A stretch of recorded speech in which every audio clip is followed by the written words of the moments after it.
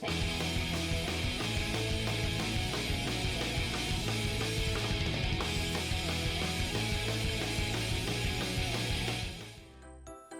my name's Ian and I want to welcome you to another 5-minute family devotion here at Engadine and Heathcote Anglican Church.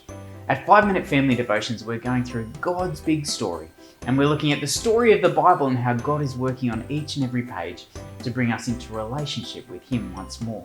Over the last couple of weeks, we've learned about the story of God's people. Unfortunately, God's people kept on disobeying God and following other gods. And we learnt yesterday that God sent the nation of Babylon to come in and defeat God's people. They got sent out of their land and God gave them over to the people of Babylon, and that's where they went.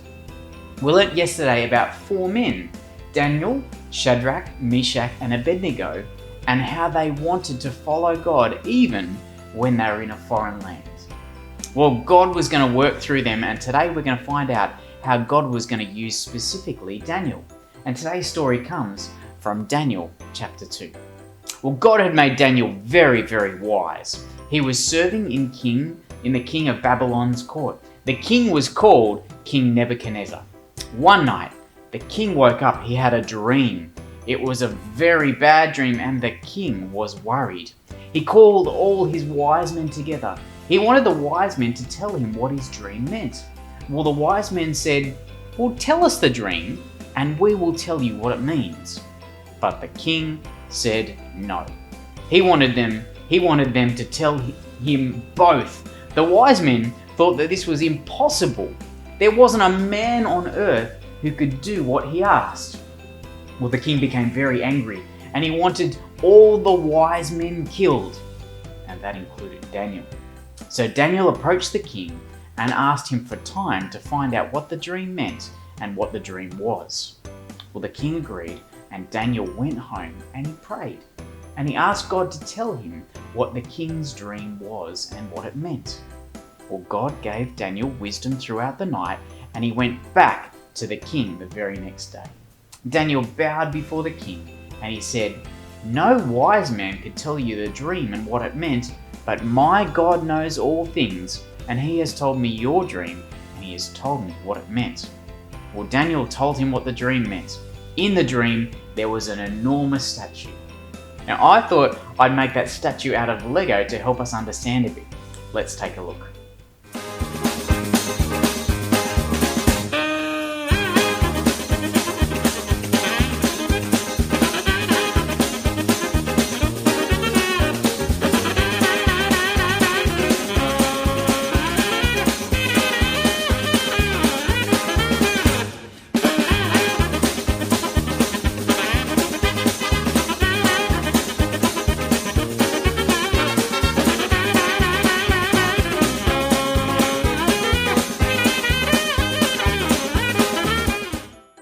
Daniel said, in his dream the king saw an enormous statue.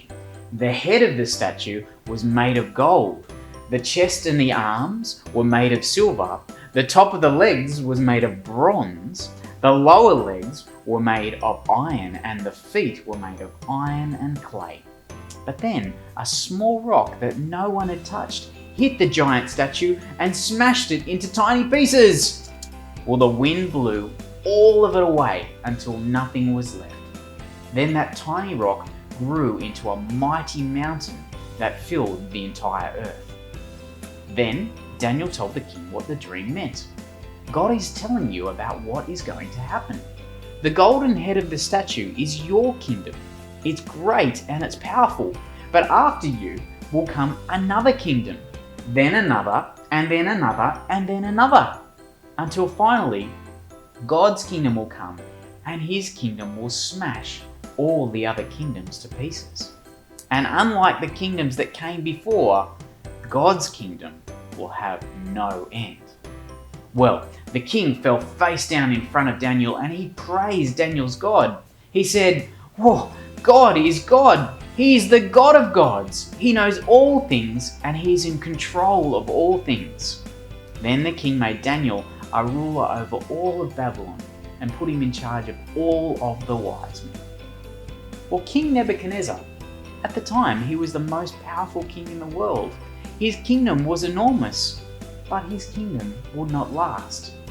You see, God controls everything, and he controls everyone, even the most powerful of kings. You see, there is only one king who has a kingdom that will never end.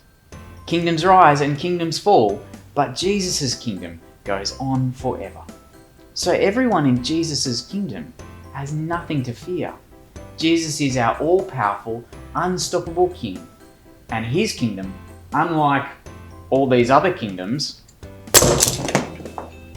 his kingdom will last forever. It's a wonderful thing to trust in King Jesus. In a couple of seconds, a couple of questions are going to come up on the board. And as a family, I want to invite you to read, to think, and to pray. And pause the video as you do each one together as a family. And remember, keep on sending your photos in, and we'll say g'day to you in the next video.